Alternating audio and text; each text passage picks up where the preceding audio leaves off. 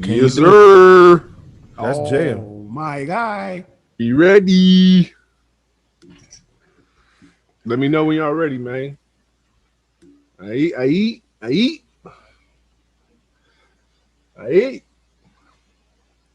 Countdown or what? What y'all need? What y'all need, man? Because I just want to get my Shit. I want to get my point on. Let's go, G. All right, you ready? Go. Let's All right. get it. And Hello. Welcome back to the PHARAOHS Club podcast. We do appreciate you guys tuning in with us on this very historical Black History Month. You know, we have a Black Vice President, Miss Harris, our beautiful Queen Soror. Welcome to the White House. Now, let's not forget about our brothers of A5A. We got my big brother Mean out of the DC area. What up, though? And we're going to stay on the East Coast with my little bro, Dale. What up? Peace and love. Let's get it. No doubt. Then we're going to take it down to one of my favorite spots, my man, Nasty Nas. What's good, Nas? You already know. Yeah, we're going to keep it home. My homegrown. What's up, Fees? Yes, sir. Let's go. And last but certainly not least, my ADP, my big brother who brought me through, G, the architect. boy Geno Brooks, aka Ali Kumbaya. Kumbaya. Yeah, I know all about Ali too.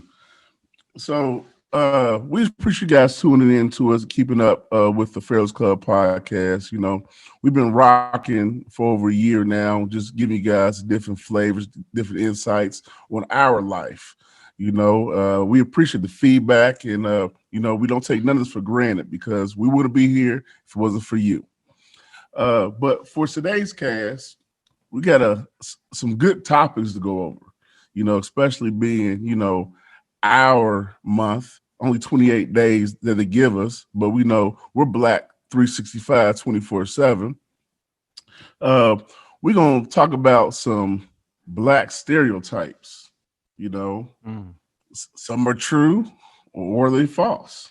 You know, we're also going to get into how our culture has tapped into some pretty exciting things when it comes to investments, stocks, you know, just insurance, life insurance, things like that. Things that our people necessarily haven't really been accustomed to. But I would really feel this year, you know, with politics and everything going on, that we are all in tune and aligned with different visions that we've never been done before. And of course, we always have our stack up. It's going to be pretty good stack up too that we do. And we're going to end it off with these holidays. I mean, are they made up or not? I mean, because we know in February, everyone's spreading a little love for Valentine's Day. So we'll talk about that. But at the end of the day, we appreciate you following us on Instagram at the PHARAOHS Club Pod. You know, we started something new with the question of the week. You know, tap into that and really, you know, say, engage with us and let us know what you think and answer the questions. I mean, some pretty good questions that we have. Just engage with our audience. And also, you can find us on Facebook at the PHARAOHS Club Podcast. Also on Facebook. So reach out to us on there. But without further ado, you know, like I said before, I'm excited about our people and the different conversations that we've been having.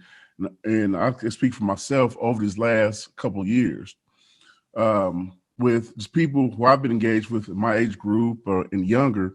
We're talking about, you know, stocks, investments, you know, just politics, you know, just things that really was never a conversation before, you know. And it's really been some really intellectual conversations that we've been having, and people have really done their homework. with these different things. There's even a lot of different podcasts, a lot of different spaces that are coming up that people are using to get information from, and and they're Black, and it's pretty exciting. And I'll say for myself, I never really did the stock thing outside of my company that I work for, but over this past year, I mean, it's something that I took an interest to. We talk about other different investments. I mean, I've always had life insurance, things like that. But I mean, just the conversations started with our people. And I know an advocate for everything Black and, just empowerment of the intellect and equality, as well as investing. My brother Dale, man, he's all about that. You see that 1619 shirt on for a reason. So Dale, I mean, what's your thoughts on what our people have been doing over these last years when it comes to several different investments and, catching up with our counterparts? Man, it's a lot to be said about it. I like this new awakening that we have as a people, being engaged in politics, being engaged in entrepreneurship and financial literacy and stuff.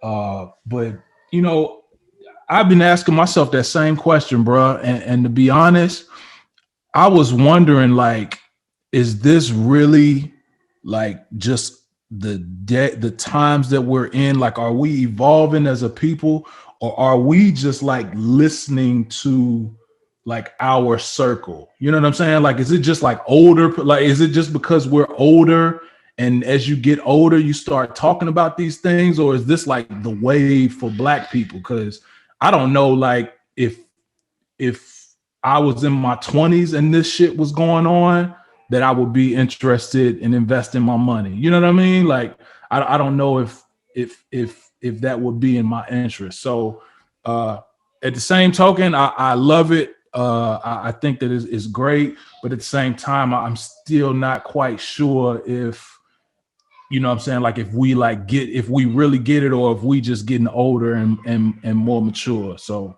I'm curious to know what y'all think about that too. And it's funny you say that because over the last, I would say, year, death has come upon me and people of my age group. And it was like, I had to ask myself, was like, wow, is this what, the older you get, people in your age group, they start falling off, things like that.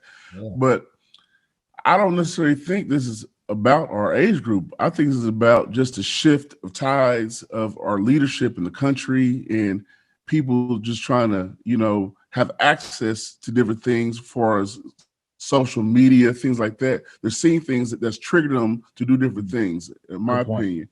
I don't know. I mean, from a data guy like my big brother Burton, what's your thoughts on that, man? I mean, I think, with all the tools and platforms that we have out here, I mean, I think we have the capability to stay in tune, with our finances. Actually, it's more, you have the capability to create our own platforms. But like you said, I mean, 30, 40 years ago, man, I mean, all this stuff wasn't at our fingertips. You see what I'm saying? So I'm actually kind of glad that we as a people are finally trying to, make steps toward, taking some advantage of some of these tools. I mean, think about it. Cats can download apps now to invest. Before, you couldn't do that 30 years ago. Yeah. You know what I'm saying? So, I mean, actually, you can get more for your money and stretch your dollar a little bit more. All you got to do is, Yeah, and I'm gonna have to agree, because, in my line of work, I come across a lot of different types of people, and I have a lot of conversations with folks, and I've noticed the conversations are more about, buying homes and, trying to start a business, or just having the interest to starting a business, and just talking about it, where I can remember a time where you really wouldn't hear about that. So, it's clicking.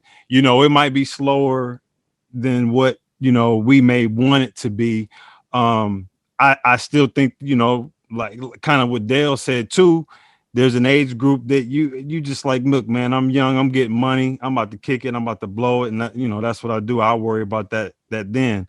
And I don't know if anything will kind of penetrate that mindset at that time. But it's good to know that my age group, because we're all young. So, a lot of people in our age group are homeowners and have been homeowners, or you're close to being a homeowner, and it's been on your mind. You're focusing on your credit.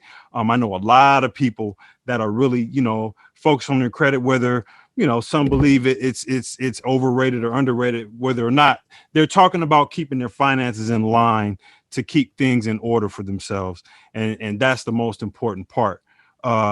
And I think there is a lot more conversations going on about that right now. And I would even say even the Buying Black initiative, it may not have the rah-rah and the lights and the fireworks behind it anymore. But I think behind the scenes, people are conscious about trying to support Black businesses locally as best you can. You know what I'm saying? Sometimes you just can't do it, but as best you can, it might be your first or second thought.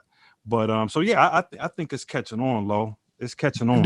I do agree that I do agree with Dale a little bit that there should be some hesitancy involved, because this is new to a lot of us, like you said, in the Black community, and because of social media, people are so easily driven to do whatever it is the fad. You know what I'm saying? Even with the AMC, right? You know what I mean? Even with the AMC and the GameStop stuff, like you hear people, I've heard conversations just in walking, people talking about this stuff, right?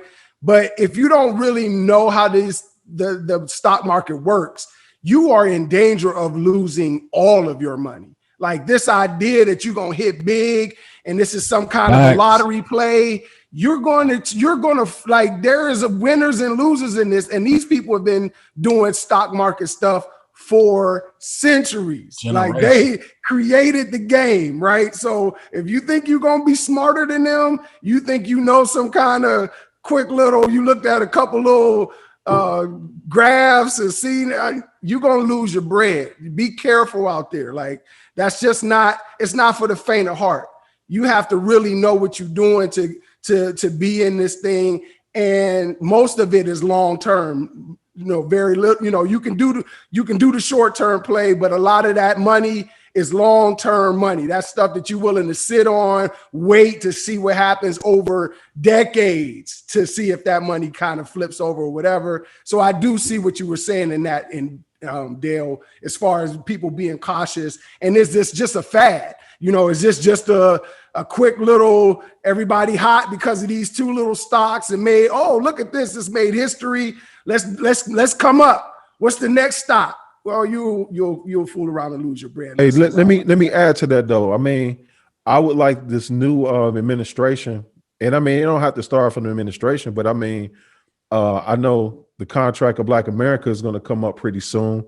I think one of the initiatives we need to have is financial literacy in our communities. So if we can fund some type of programs starting at the high school level, because I know when I was in high school, I mean, financial literacy wasn't being taught like that. And I know when I was at Wilberforce, it wasn't being really taught like that. I mean, you was just, happy to be away from home in school, but, nobody was really pulling you to the side, or it wasn't a specific course that you can take on keeping your credit right. You know what I'm saying? Not getting into student loan debt. You had to hope you had somebody in your family. Hold on. Actually, that's what they freshman year, y'all remember to run down you for a credit card? Yeah, they was predatory lending on the campus. Yeah, that shit was on campus, right in the union. 50% APR, what was it? Cats was hitting the mall like crazy and shit. Man, I mean, but that's where that's a part of that we don't talk about, like how the predatory lending, bro, like that was, I mean, I had a credit card when I shouldn't have. I was spending money that I didn't have, but it, you know what I mean? They make you feel like it doesn't exist. You Right. you won't have to worry about that until 4 or 5 years after you get out of school. Don't worry about it. That credit card got nights through. Without that credit card, a couple brothers might have been a little short. But yeah, man. But I do want to add that I believe that the conversation that the Black community is having now is a good thing. Whether folks, you know what I mean, whatever it is, the fact that we're talking about it is a conversation that needs to be had. We have to get to the point where we're thinking in that nature, where we're talking about, you know, I love seeing even a couple of these younger artists and celebrities are saying like, man, I'm not buying no chain. I'm going to buy a house. I'm paying cash. I'm paying the taxes off for the property for the next 5 years. Like we don't think in those terms. Like we're not taught that. Like you said, we just weren't taught that. My generation wasn't taught financial literacy in that sense. But like you don't realize buying a house is great, but if depending on where you live, your property taxes might be out the roof. So even if you bought your mama a house, if she can't pay the property taxes and she got to get a house up, what good is it? You know what I'm saying? So you have to think those steps ahead. They're always talking about playing chess instead of checkers with it. And this is where we have to start doing that, like having this conversation, talking about wills, doing all of the, stuff we talked about even in old podcasts, having that conversation about wills, having like who gets what, so that when we pass away, our families are not in these situations where they struggling, trying to find out where the money is or going to court and spending money to get the money. We got to be smarter about how we make the moves financially, financial literacy, any type of conversation. I'm with it. And for all my students out there, man, while you in school, it's cool to get the degree, but get the degree for cheap. You know what I'm saying? Make somebody pay for it. Make sure your debt to income ratio is at a certain percentage when you graduate, so you won't be bogged down with student loans and debt. And that way you can pursue your career, whatever you want to do, even if you want to go into business with yourself. Because I know Wilberforce University promotes entrepreneurship. Just make sure you got your ducks in order, that you ain't owing nobody nothing. We're gonna have that. That's gonna be a whole. I know you're out on the West Coast. I mean, like, what's some conversation y'all got going on? Mute. In regards to financial literacy or all the above? I mean, I know, especially, I guess one of the leaders of the West Coast went away. I know he as brother Nipsey Hussle, you know what I mean? He was all about, rest in paradise, brother. But as like the tide has it changed out there? I mean, just with the simple conversations and actual action on things like that. Yeah, I mean, Nipsey's legacy is being carried on by, people just talking about, ownership. You know what I mean? Financial literacy, like you're saying, with referring to, making sure that the Black community recycles the dollar, like that whole thing. You hear not only dudes talking about it, you hear women of all ages talking about it. So I feel like he left that in the city, and it's crazy because what Nipsey was on. I don't want to make this a Nipsey comment, but what Nipsey was on in the city, in the part of the city, it's like he saw what was about to happen, right? When like 2 or 3 years when he stamped his flagpole at that spot. When he put his flagpole down at the spot, can y'all hear me? On Crenshaw, it was now that community, they putting a train station through Crenshaw. You know what I'm saying? They doing they building up condos on Crenshaw and Slauson. So when he was trying to tell y'all, like, I mean, the question is always why Nipsey stay in the hood. If you didn't understand what was about to happen to the city, then yes, that's a big question. But if you had the foresight like he did to see that they was, you know, like again with the stadium, his store is less than 3 miles from the stadium. So he was protecting his interests, right? Give it 4 more years, not even that long, 3 years, because the train will be up, I think, by the end of the year. And houses already, the market is already going up. We looked at a crib around there the other day, huge. And that shit is already at something crazy. So he had a vision, man. Yeah. That's for sure. Yeah, he was ahead of his time, bro. He was ahead of his time. So people in the city, yes, his legacy is continuing on. And Support black businesses. yeah. Hey, cuz. What up? 4,000 square feet. Mm-hmm. Mm-hmm. Yeah. Yeah. Yep. Yeah. Mike looking at a Talk your 5 to shit, 6 right now. That's what he. Talk your shit, man. Not me, Mike. I'm looking at the 4. Mike looking at the 6. Right. Hey, young listeners, we talking about 4, 5, and 6. Right. We ain't talking about CeeLo right now. Right. We talking about 4,000 square feet, 5,000 square feet, 6,000 square feet, and I know out here in the Midwest, anything over 5,000 is called an estate. It's a little bit different. So, you know, we talking about ownership right now. And then listen, who said talk that shit? Yeah.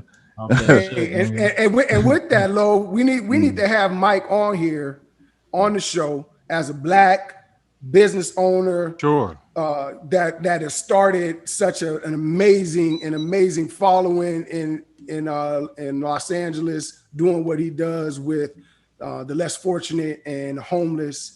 We got to get him on here, man, because that's what we need to show. We need to showcase what we're talking about, right? We got to give these folks examples of what we're talking about. We're gonna have our frat brother Mike on here who doing it from the dirt. He did it from the dirt and brought himself up through it. And I think that'll be a great story for us to be able to tell. I agree. I mean, that man, Mike humble, man. He don't talk much, but he got like a few $1 million contracts with the city. He just did. They just opened up, or we just opened up because I work for Mike in an aspect for his media. Mayor Garcetti just opened up a whole 1,000 bed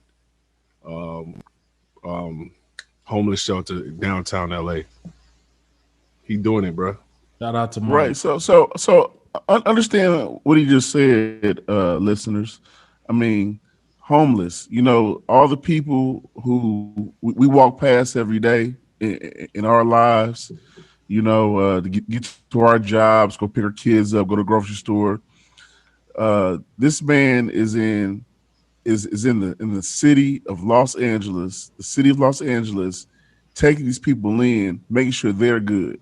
You know, that takes a humble individual to really have the vision and the heart of caring to take care of these people who need a chance at the end of the day. You know, down on their luck, who needs a roof over their shoulders, things we take for granted every day. God bless him and his all his endeavors. I mean, because like you said, he's a humble man. You know, you would not know this, hey, but we get to them cars, they get a little flashy now. Listen, hey, but look, that's where he not modest there. He ain't modest there because man, he is from we LA. We all got our vices. Hey, we all got our vices. Yes, let him breathe. Let him breathe. Yeah, but what's crazy is, you know, that comes back to stereotypes of how we're looked at on any given day. Hell of a segue. would you imagine such a humble black man, you know, who's taking care of, we talk about city contracts, who's taking care of the city, you know what I mean? And these like tent cities, what they call where the homeless live, things like that. This man's getting these people off the street, put them to a home. So when we talk about stereotypes and what people look at us as, you know, I'm gonna say black, as a black man, you know, we deal with stereotypes all the time. Some are legitimate, I will have to say. Because I love fried chicken myself. I'm going to throw it out there. Fried chicken. Ain't nothing wrong with that bird. listen. I'm a fried chicken connoisseur. Bird gang. There you go. Bird gang. I don't do any watermelon though. I mean, ain't too much of the watermelon. But I mean, again, some of these stereotypes are really legit for real. I mean, but what are stereotypes that really bother y'all that, I mean, possibly could be true but aren't true, that we get painted for on a daily basis? I mean, fees. I mean, you're around thousands of people every day, thousands in your industry. I mean, you see them every day. I know you come in there with a groomed beard, bald head, with a nice suit, tailored suit with a tie. I mean, and some nice brown, how they perceive nice you? brown shoes. Them shoe, hey, Feezy, keep a nice pair of brown ones. Kohan boy. Nah, like the stereotype of black people just being loud and just that careless, I don't give a fuck in public, you know, and you're not gonna say nothing to me. It's like it's a stereotype, but then at the same time, I see like, damn, here you go. You know what I'm saying? and it's just like you hate to see it, you know what I mean? Because you've all been at a store, at a grocery store, and somebody on their phone, and they getting into it, they loud as hell cussing. And you like, man, why are you cussing and loud in public like that?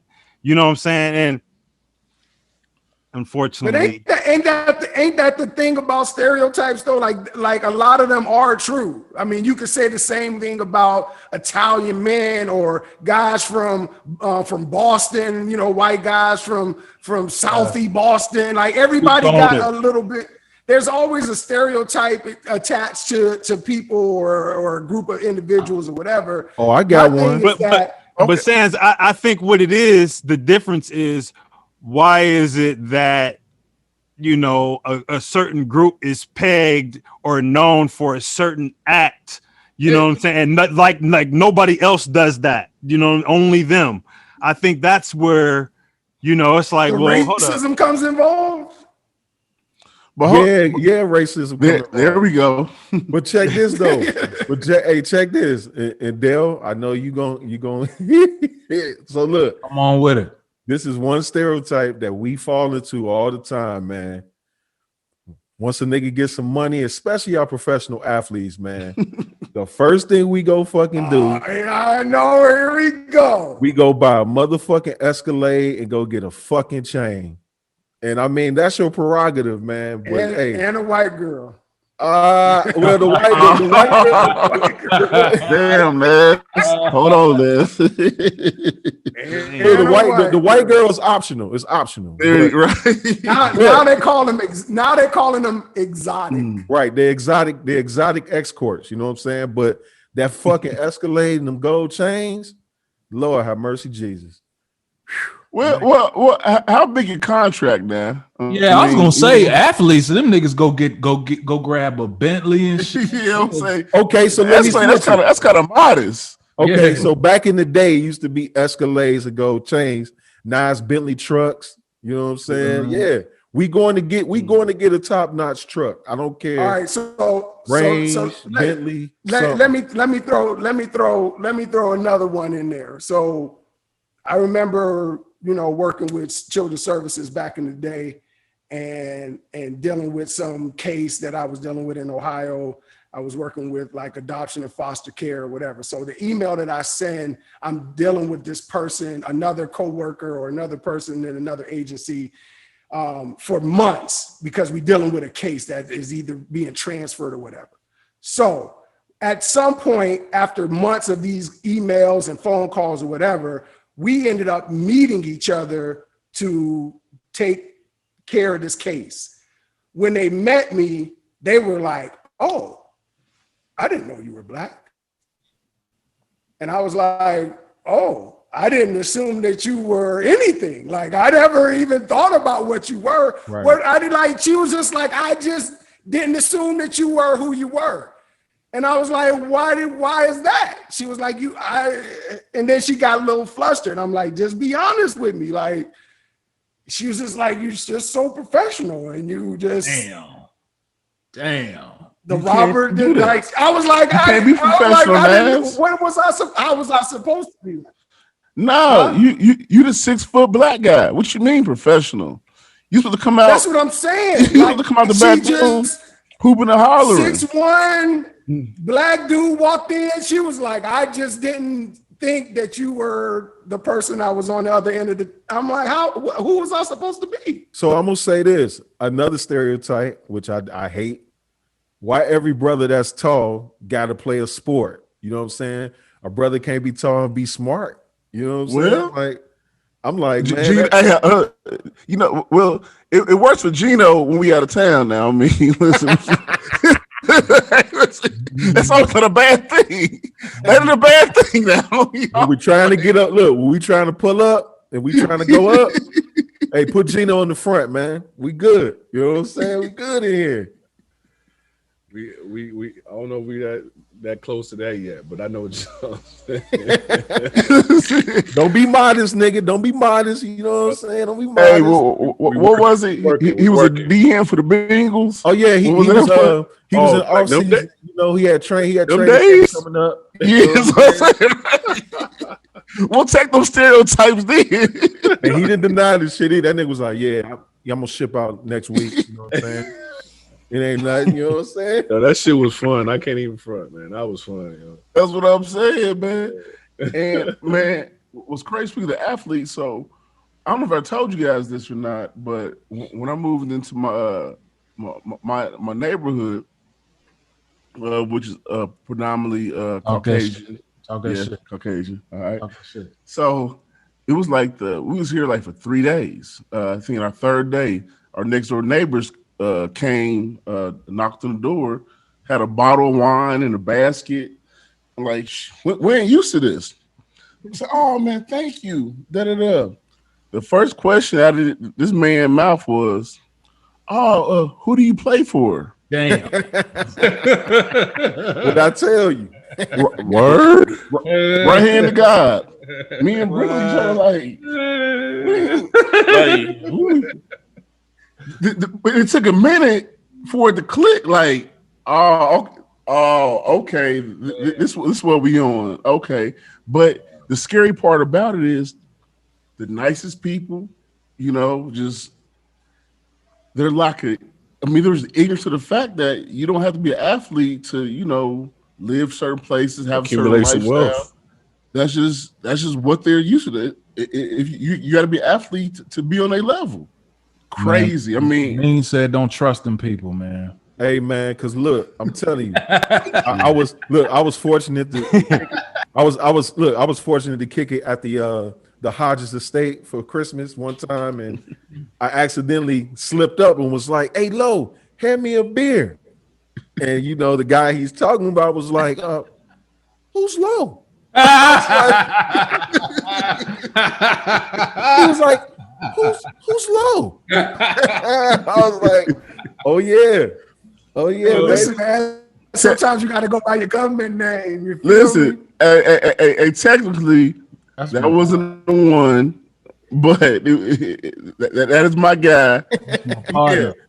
And listen, I only go by Lo if you know me growing up or in college. Outside of that, oh yeah, it's definitely Mylian. You know me. How you doing, Mylian? I got a stereotype, man. That they think that all blacks is hypersexual. Yeah.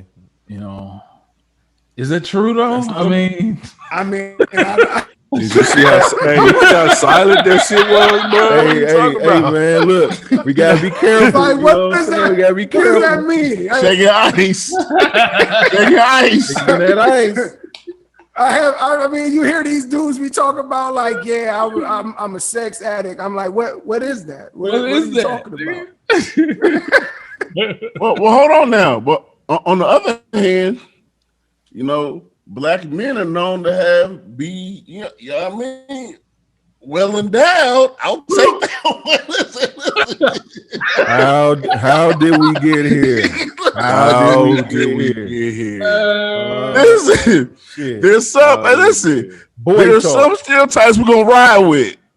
We're gonna just right. We're gonna take it and ride with it. I'll take it. My dad always say, if you're gonna make a mistake, make it in my favor, nigga. Don't.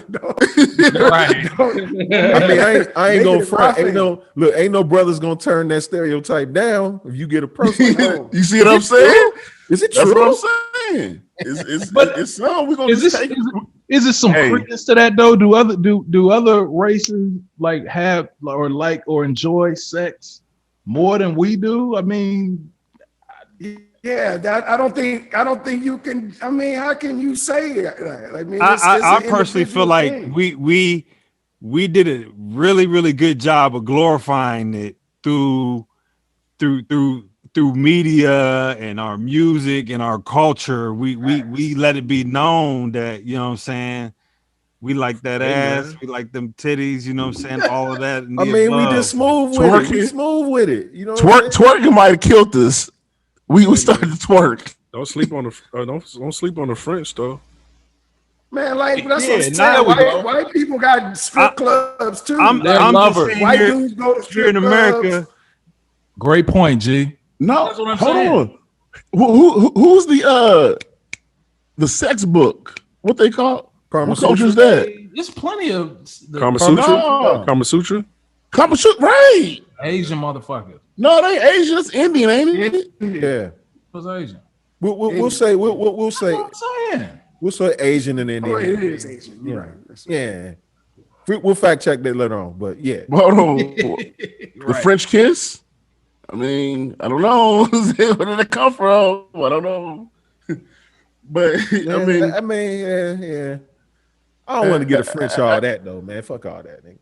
It's right. The stereotypes are real though. I can just tell you that from a father's standpoint now, being a dad, like I'm always hypersensitive about my boys being in public and being perceived a certain way. Like it ain't even about necessarily what they doing, but in my mind, I'm already seeing the optics from different, you know what I mean, from my own perspectives from life. So when I see them jump up on, you know, we out, right? And it could be a fountain, water fountain or something where you throw coins. They want to jump on it and walk around it. I tell them to come down. Right. Other kids is doing it. We can't do that. Because I don't want you looking, I can't have you looking wild to these people. Like, you know what I'm saying? I can't have you look, because that's already what they think in my mind. That's in my mind though. I'm not putting that on whoever I'm in the presence of, but in my mind, what I've gone through and what I've seen, I'm already playing the picture, and I don't want that. I don't want them thinking like, oh, here go these fucking niggas. Oh, here go these old black, you know, can't control their kids. Nah, my kid, I'm on point. I have them on point just to show them that I have them on point. Well, how about this? And I know that that's not necessarily a good thing. I'm not like touting it. I'm just saying that I do it specifically to cut that stereotype completely out, bruh. With G from the jump. And I have people come to me later be like, man, your sons on the airplane, your sons are so, they were amazing when they were little. I didn't hear a peep out of them. I'm like, well, what did you expect to hear from me? Yeah, I don't like that. It I almost get mad. I mean, I try to be gracious, but this it ain't easy to try to raise a good person, a good child, a good human being. And so, like, as a black father, to try to raise these kids, man, it's difficult, bro. And saying I've had that experience too. Me and Jen took the kids. I think we went to some restaurant, Texas Roadhouse, one of them restaurants, and people stopped like, "Oh my gosh, you know, your kids are so well mannered and da da da da." And you're like, I mean, and the thing is, it's other families and kids in the restaurant. You know what I'm saying? So I'm like, I mean, all right, that family over there, their kids was straight. I mean, are you going to go over to that table too? I mean, we are just happen to be the only black folks over here. So you think our kids supposed to be just wild animals in here? So you seen some calm, you know, whatever. But so I see what you're saying, and that's crazy how that happens. Hey, but G, this is directed towards you. I mean, you agree with me on this. I mean, for years, man, we've been depicted in film, and that's where a lot of these stereotypes come from. I mean, That's true. always in the movie, man, we always put in a fucking mode that we can only be like this. You know what I'm saying? Or we could be portrayed like this. So, I mean, I think it starts with the entertainment industry too, man. They need to stop portraying us like we just some wild animals, or we're Can I work on some? Can I read something that I've been working on and pushing for the last 6 months, and then I'm actually writing it. Oh, go ahead. All right. I agree. Exclusive. This is an exclusive, ladies and gentlemen. I agree that media. So let me tell you my perspective before I get into this. I believe that we contribute to how black people, well, people in general, but what I'm trying to do is change the black narrative, right? Media is responsible for media, TV, film, all those things, in my opinion, contribute to, but not responsible for all, but contributes heavily to the way black people are portrayed. Yep. Right. And when I say that, I'm not only thinking about, you know, what we look at on TV, but how we're perceived and how the cultures and other people look at us, and as a whole, from very small samples, if you will, from TV and reality shows and things of that sort, right? I almost feel like sometimes subconsciously, you know, in smaller situations, let's say we get pulled over, you know what I mean? How we may react or how we may be perceived in TV could be something that's in the back of the cop's head that they don't even realize is there. I'm not saying that's 100% true. I just think that our images contribute to how people treat us, how they view us, and how they perceive us as a whole. So it's been my goal since people ask me, what can I do since the George Floyd situation, is make sure that our voice as a podcast gets heard, right? That's our contribution to it. But my singular contribution has been, since I'm a writer and director, is a lot of these things can be changed in how we're perceived, meaning how writers write our characters, right? How we cast these people as certain subjects. So let's just say this, right? If we can change those things, then maybe we could change a little bit of how we're perceived to the world and other cultures. So here's what I've been against. I mean, I've been up against and trying to do, changing the black narrative. Great month to kind of read this. All right. First, it's 10 things on this first version of changing the black narrative that I put together. 1, no longer will my black character be stereotypical. We too have depth. Number 2, no longer will my black characters be the first to die. We too can fuck Jason up. Number 3, no longer will my black characters only come from broken homes. We too have 2 parents in our households. Number 4, no longer will my characters top out at nurses. We too can be doctors. Number 5, no longer will my black characters be limited to thugs or criminals. We too are lawyers, detectives, and judges. Number 6, no longer will the white man be the only action hero. We too can save our black queens. Number 8. Or was that number 7? Sorry. No longer will the white characters be the number 1 on the call sheet. We too can lead some shit. Number 8. No longer will I be silent. We too can amplify black voices and black creatives. Number 9. No longer will black talent be the afterthought. We too are important to the box office numbers. Number 10, the final one. We are the soul of creativity and often your muse. We too are creative geniuses. We encourage our white brothers and sisters to join us in changing the black narrative. That's what I've been up against and what I've been trying to push forward. So as a writer and creator, I know I'm not Spike Lee, but as I grow and as my voice amplifies, this is a part of my goal to change and make sure that we're looked at in different lights. And while I'm in these rooms with these people, when I get these meetings, they know that that comes along with me as a creative. So I'm just doing my part in it. Amen. Man, Hot. that's crazy, bro. Proud, bro. That's crazy that you Hold on. Hot buttered soul. Your shirt says it all. I mean, I see 1619 right here. I mean, listen, listeners, that was the most powerful thing you've heard since we've hit 2021.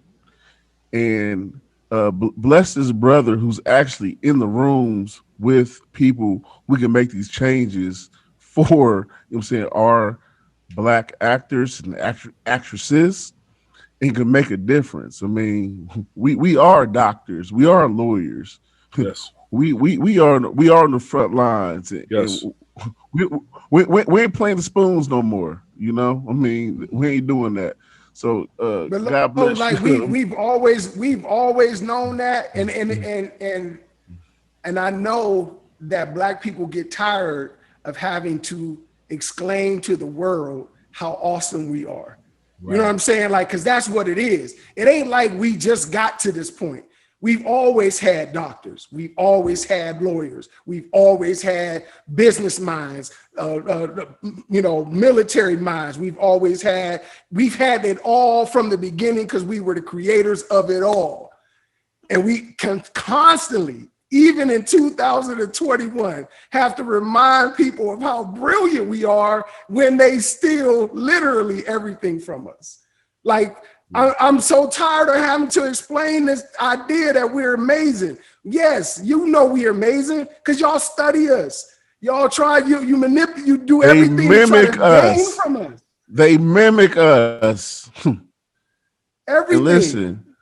And listen, we black every day, but since y'all gave us 28 days out of a year to really put this black on our back, what they say, we're gonna be black, blickety, black. Biggity, black. And man, listen, look at this though, real quick. Look at this.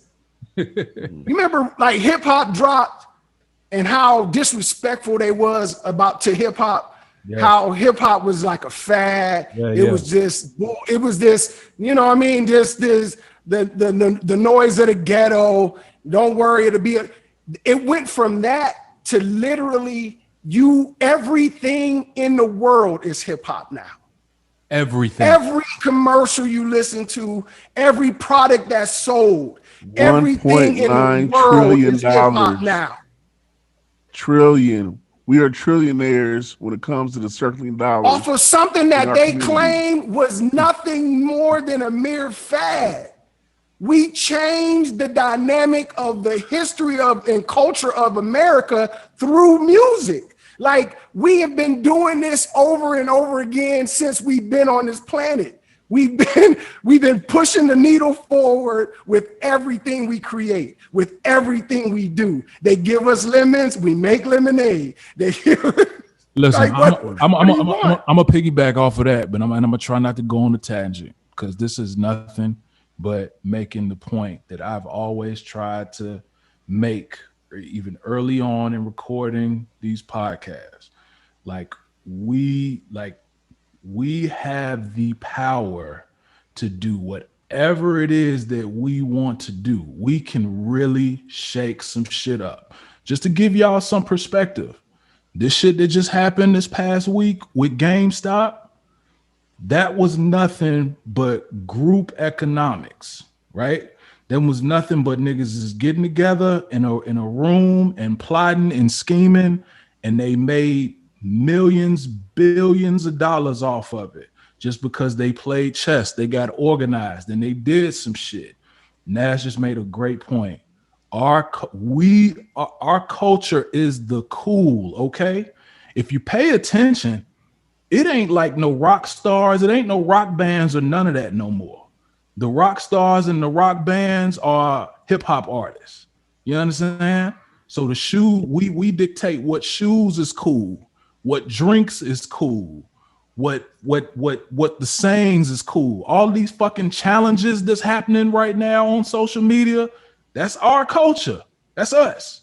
Okay? So you can't tell me that if we play, got white people dropping it. White people are twerking. White people are twerking. Twerking used we to gonna be. get into the challenges in a minute. Listen, we gonna do the challenges in a minute. Listen, fat asses used to be fat. Like it used to be ugly. It was frowned upon. Now it's the thing. I'm trying to. Now it's the thing. Now they buying it. No, go with it, Dale. Go. I'm trying, but listen, I'm trying not to go on a tangent. But go, Dale. Go there, man. All I'm saying is the shit that I be talking all the time, nigga. Let's play chess. We own the culture, okay? And if we put our minds together and we got organized and we could do the same exact shit that GameStop just did. We could do the same shit if we just got organized, we put our minds together, and we did some conscious shit. All right, I'm done. Church.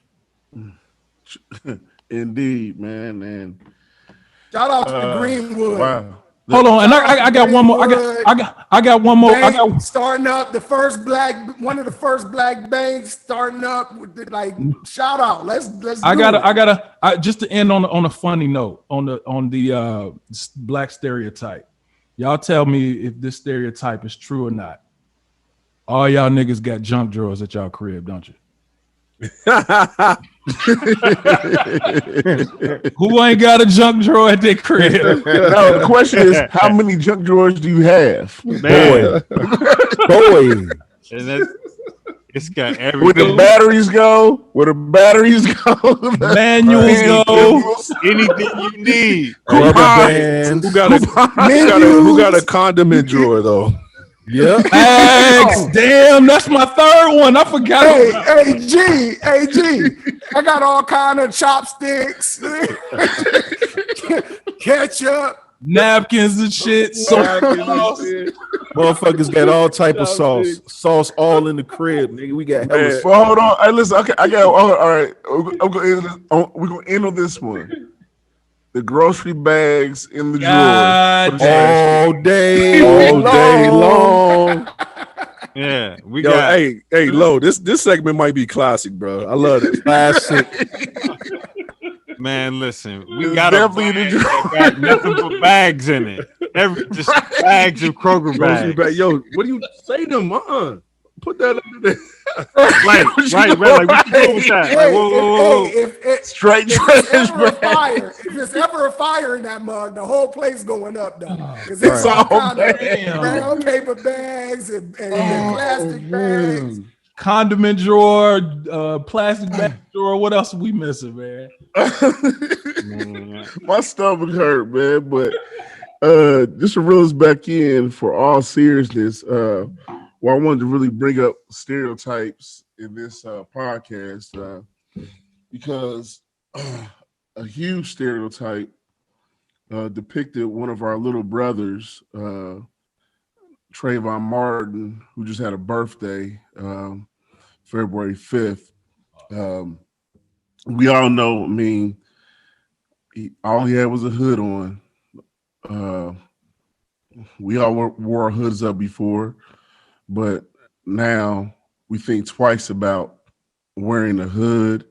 When we see our kids out, hey, take your hood down because we don't know, right?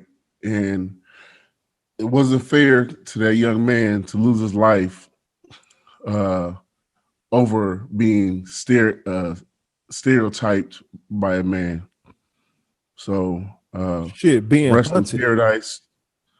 Rest in paradise to you, Trayvon. I mean, you are gone but not forgotten.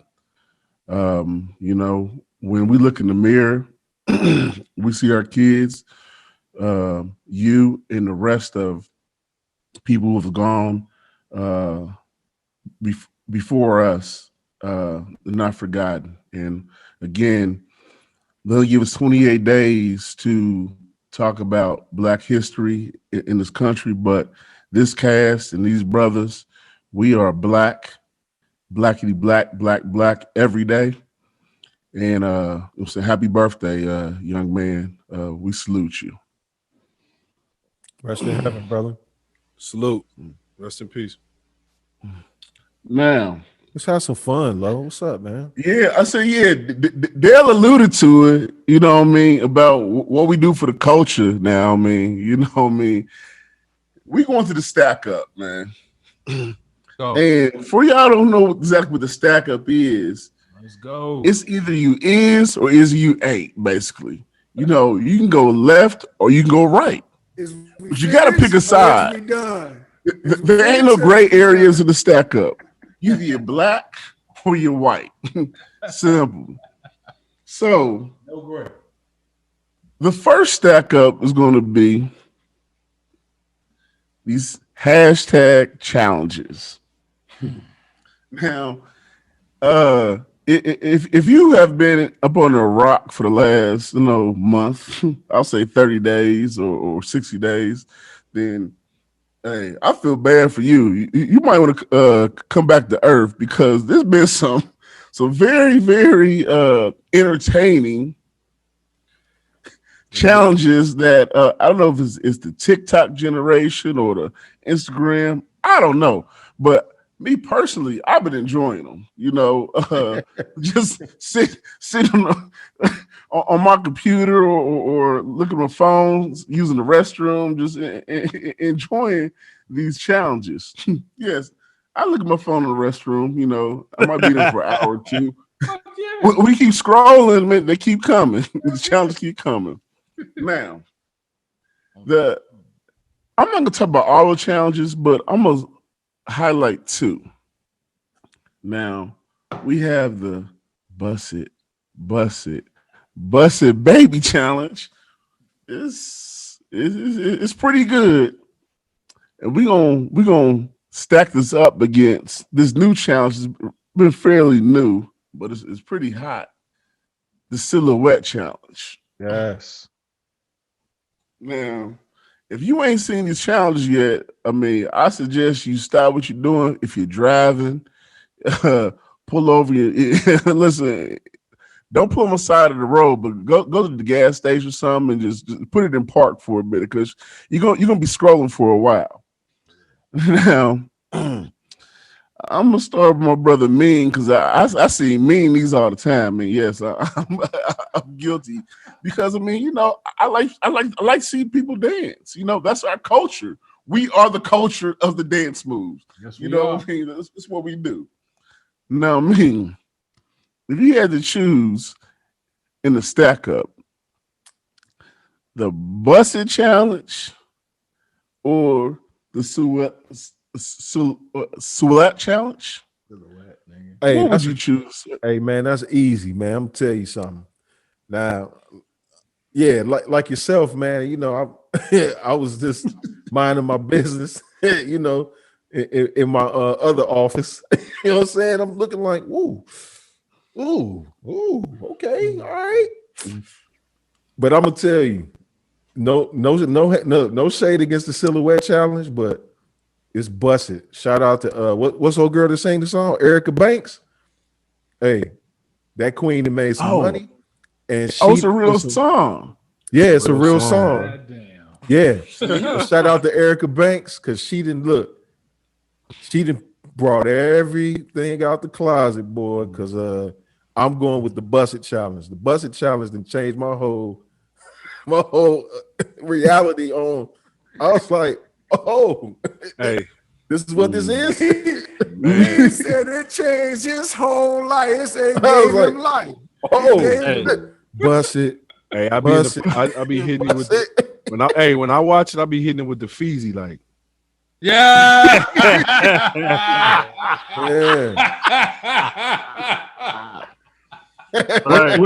Hold on, G. I mean, since you chimed in, G. I mean, you going left, you going right. Means busted. We got one for busted. It's definitely I'm with Busted too. I can get lost in Busted for an hour easy. Once you go down that rabbit hole, you down that rabbit hole. Yeah.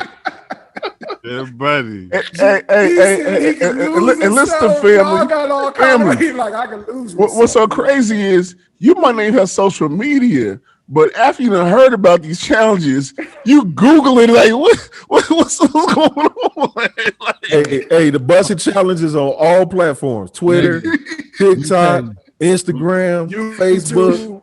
Yeah, That's when I chime in. For somebody who don't have a social media, you can get on Twitter. You can hashtag bust it.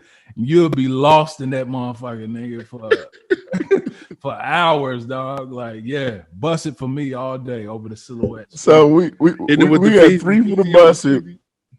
We have three for the busted. Feezy, what are we doing, baby? It's called the what? The busted challenge, right? The silhouette challenge.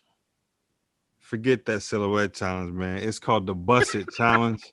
Anything that got something to do with busting and busted, that involves me too. So I like it because that means you doing something that might make me bust. So what's wrong with that?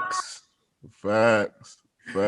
Who brought up the Feezy look though, man? That shit had the Feezy look. Hey, G, get the Feezy look. That's man. What? I mean, are you keeping it? Are we going 5-0 and bust it? Oh man, you know the bus. I've always look. Even coming up when I was young, I always loved those shows that did the before and after. They would have like a person come on and be all shabby, and then they take them back to the dressing room and bring them back out. They'd be like, "Here comes the new boo." You're like, "Damn!" Like, okay, I ain't done that in a while. It's been a while since I sent one of them. Yeah. Oh, right. Hold on. Hold on. You got to take it to another level, man. When you talk about the busted challenges that Low be sending. Right. Hey, he sent one. It was an all-time classic, bro. I didn't know if I was supposed to be watching that, bro. I was like, whoa, yes. Hey, you gotta watch that like this, though. Man. Hey, you gotta be I gotta figure out how Mean be throwing the caution thing out with the blurry stuff on there. Oh yeah. For those who want to send the busted challenge to your friends, the iPhone has a feature, and you must hit the arrow key before you send it, so you can send it invisible ink. Because those that have kids, they may pick up the phone by accident, and we do have kids that pick up. I never knew how to do that. Yeah, buddy. I'll show you guys on the screenshot. Because hey, I appreciate the blurry. I said, oh yeah. Let me walk away from this. I always wonder how he did that. I was like, me too, because I was at work like, damn, thank you, man. Yeah, because you never know. You never know who's shoulder surfing, boy. They be like, Jason. Shoulder surfing. Yeah, I need to know how to do that, bro. All right, so thing, I'm like, whoa, wait a minute. Yeah, it's a busted challenge all day, Low. All right, so hey, Low, hold on. Now the silhouette challenge, man. Hold on. That's what I was about to say. Hold on. Listen. Yeah, I man. think y'all kind of sleeping on it, man. Well, I only think about the silhouette challenge, man. Everybody not built for that. For all the potato built folks out there, you don't need to be doing the silhouette. Hey, this is the Mr. Penguin. Yeah, joint. If your silhouette ain't right, I don't think you need to be doing the silhouette challenge, man. For real. Yeah, that's true. That's true. But the silhouette challenge, it's official. We ain't gonna just like just kick it under the rug. Like, oh no, it's lit. It's lit. Oh, man. Hey, there's something to be said about coming from ashy to classy. Biggie told y'all, you know what I'm saying? When you see somebody trying to act like they ain't got nothing with them, and then they be like, boom, you be like, God damn. I got you. All right. So I mean, at the end of the day, I'm gonna go hashtag buzzer challenge because you're right. I do got some goat ones that'll sit down. Hey, but yeah. So for the PCP brethrens, listen, keep the buzzer challenges coming. You know, we appreciate it. You know what I mean? Shout out to all the ones who done it. I mean, you know, but let's try to top the ones we got now. It's a competition, ladies. I mean, keep it going. I agree. Can I ask a question? Don't let it die. Don't let it die. Who's got to walk in on with that busted challenge on while it was playing on your phone though? Which one of y'all got walked in on? All day. All day. I tried to play it off like, man, what's Nelly talking about? I'm singing Nelly. You seen this right here? Right. They crazy. Man, she really busting it. Like she really did that. Like way too much. When she be like, what song is this? What song are you listening to? Why you keep listening to that? That same song. Niggas turning the volume down on their phone and shit. Yup. No, I mean, real quick, Lo. I would love to do one of those. Have y'all seen that one challenge where dudes will play one song and then they come in and be like, oh yeah, like the Mega Desire song, and then it switches to you can't, when they start dancing, you can't change a hoe to a housewife. I ain't seen that. I gotta send that shit, dog. It be dying, dog. Yeah, send that one. Oh yeah, send that. All right, so that was pretty good. So 6-0 hashtag undefeated hashtag Buzz Challenge undefeated. But we're gonna make this interesting now with the stack up. I got a good one for you. Again, Black History Month, because we're blackity black. And shout out to all we talk about our actors and actresses out there. Here's a stack up for you. Are you going to take Eddie Murphy and all his body of work, or Denzel and all his body of work? Damn. You only pick one. Damn. Good. That's good. Damn, Whoa. That's tough. Damn, man, why you do that? Why you? That's a good one, bro. Ain't no gray area. Huh.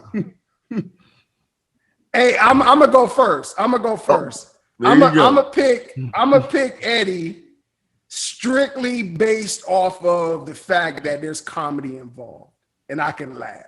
Like I obviously am a fan and appreciate Denzel's work, but like he hasn't done many comedies or any type of humor in his acting. Everything is is usually serious.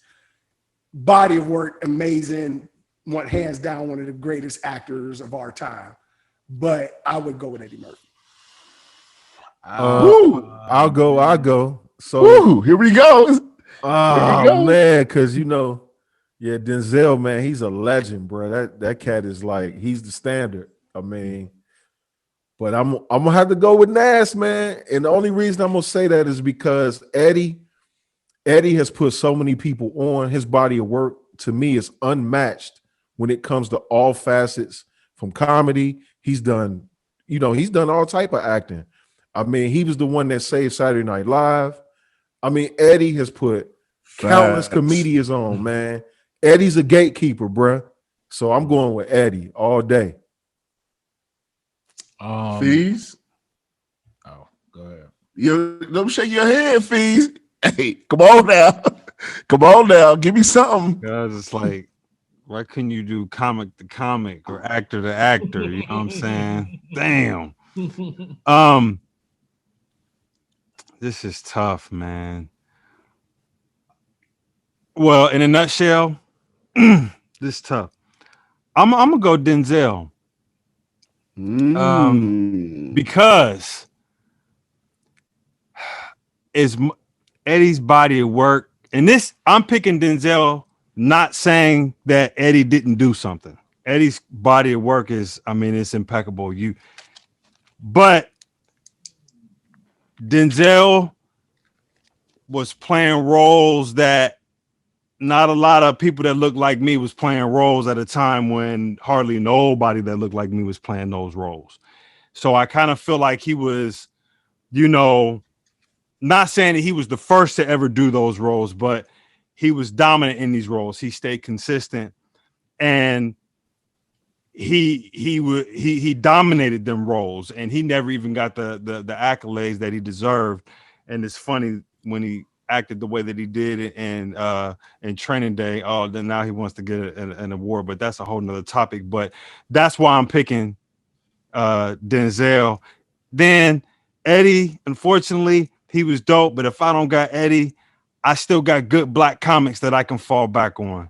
You know what I mean? I got Richard, I got Fred Sanford. I got a gang of them. So let me go in, man. Hold on. Let me do my audit right now.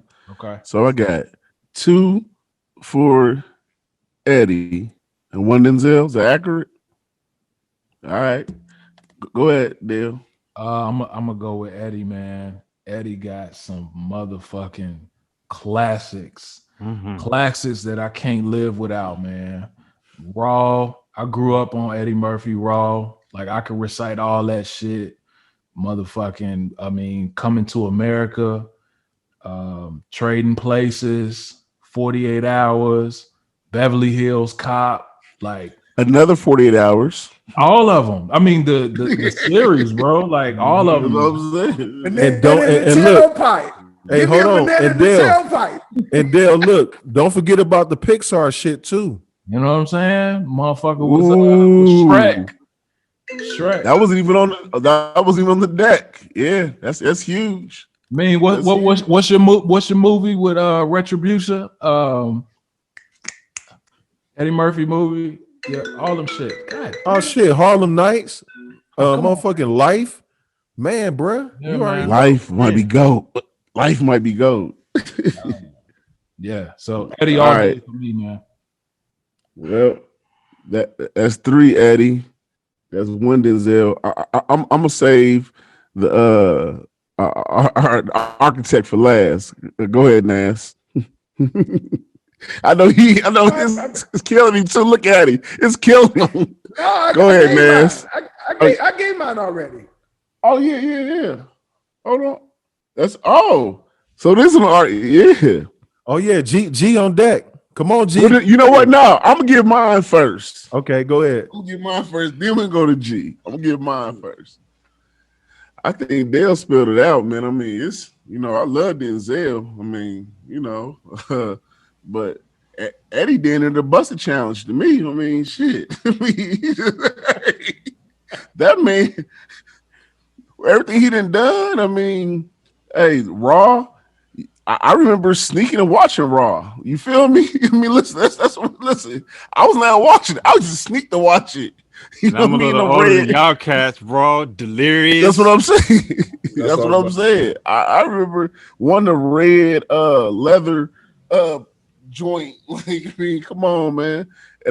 Eddie Murphy's done so much, but hold on. Bro, Raw still hold up to this day. You can watch Raw right now and still be on Netflix and like be rolling like the first time you seen it. Yeah. And hold on. Eddie just dropped Coming to America 2. But hold on. And the trailer looks so legit. I thought it would be some bullshit. initially. Me too. The trailer was like, that was a good little plot thing. What they got? Hey, he done got a seed, bring him back to Zamunda. I'm like, yeah. So, hey, brother Eddie, salute you. Go ahead, G.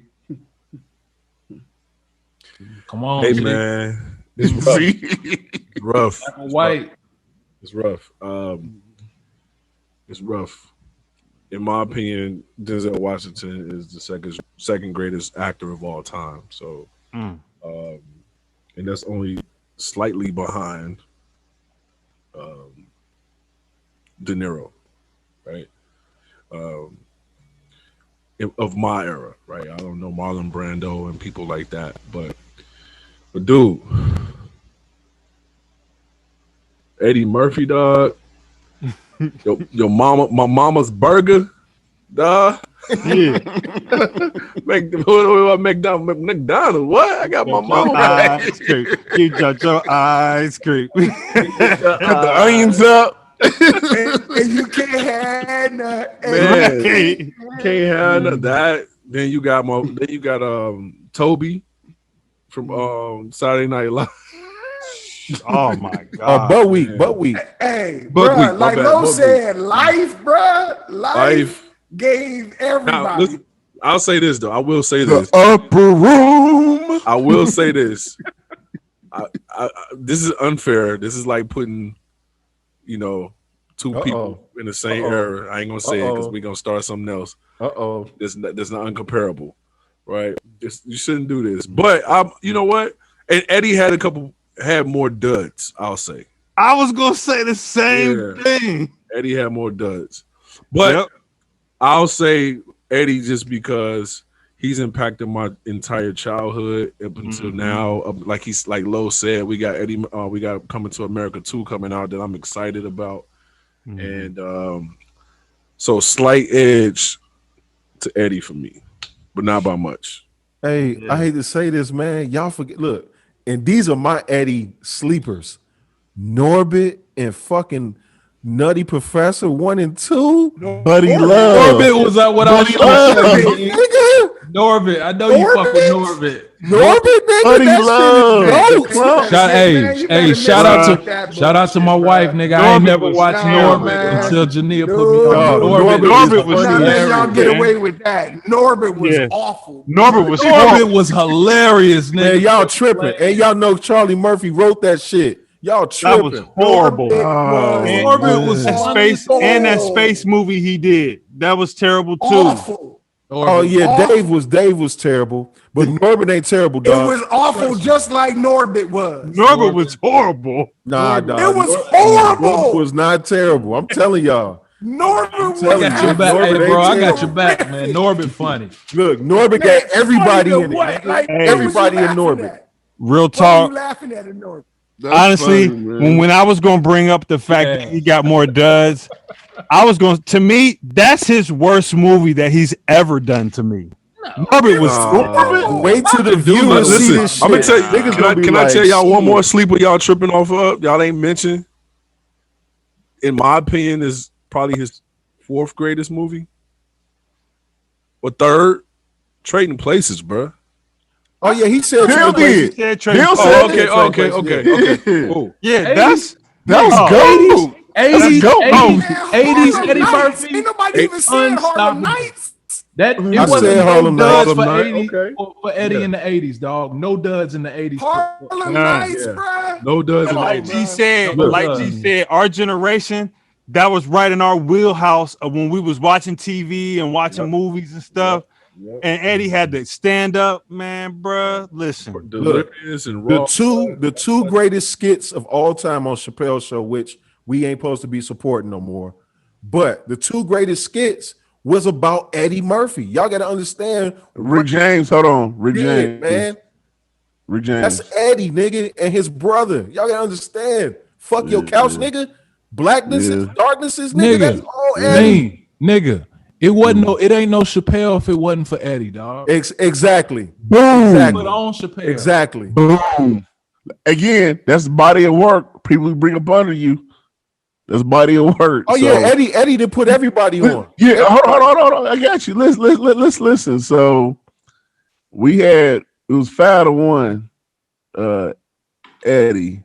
And listen, I think we done convinced Feezy to change his vote. Catching up, bro.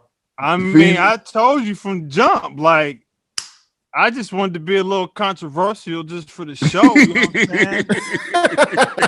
Damn. We had two stack-ups that was 6-0. Maybe the stack-up was a little unfair, Lo. Maybe the stack-up was a little unfair. No, the stack-up was good, man. That was it was legit, man. Because wait till the viewers see it. They're gonna be like, what? Hey, and you know, one thing, I think it was maybe Dale. I apologize if this wasn't Dale's quote. But on the No, I'm sorry. It was Nas. It was you, Sands. That's one thing, that laughter is such a powerful thing. I remember times when I had just busted a gut with people, you know, whether it was a movie or, you know, fucking around with y'all, you know what I'm saying? Laughter is so powerful, man. And I mean, that it ain't nothing like watching something that make you laugh, like genuinely just crack up, dog. It's nothing like that feeling, man. And he provided that consistently, you know what I'm saying? Like at a high level, being funny and acting, you know what I'm saying? I mean, to the point where he could just come in the room and you just would be giddy, like, because you just knew like it was about to be some shit he was about to say. You know what I'm saying? Right. He had that kind of presence on people. You know what I'm saying? That was crazy. And how about this? That ties into this whole podcast of stereotypes, right? You know, we are the culture. I mean, I know, you know, we are entertainers, rappers, athletes, you know, but we are still doctors, lawyers, vice presidents, you know what I mean? It's a lot more to us. And, you know, this skin color that we wear proudly, you know what I mean? It's more than meets the eye, you know, so don't take us lightly, because we will surprise you. And at the end of the day, we ain't here to surprise you. We're just here to walk in our footsteps and walk our life, our true life, which is kings and queens on this planet that we truly love to be. And we just appreciate everybody tuning in to this FARAOHS Club podcast tonight. I mean, don't forget to like us on Facebook. You know what I mean? The more likes we get, the more information you guys get when we drop. And in IG, please follow us at the FARAOHS Club Pod. Again, on IG is the FARAOHS Club Pod. Please, follow us. You can say a comment, and obviously on all streaming platforms, we're on everything. So please check out the FARAOHS Club podcast. This has been a great cast tonight, and you know, again, we're just kicking off Black History Month. Again, the country gives us 28 days, but we do this 366, 25/8 every day. I mean, and we are blackity black all the time. So appreciate you guys tuning in to the FARAOHS Club podcast. It was good to hang with my brothers this evening. And please don't forget to subscribe, tell a friend to check us out. And we'll keep applying pressure each and every other week to you good people who tune into us. We love you and God bless. Hey, shout out to Wilberforce University. We about to celebrate our 165th, first and finest, oldest and coldest. Holla at your boy. Sir, about to go watch me the new Denzel movie right now. Peace.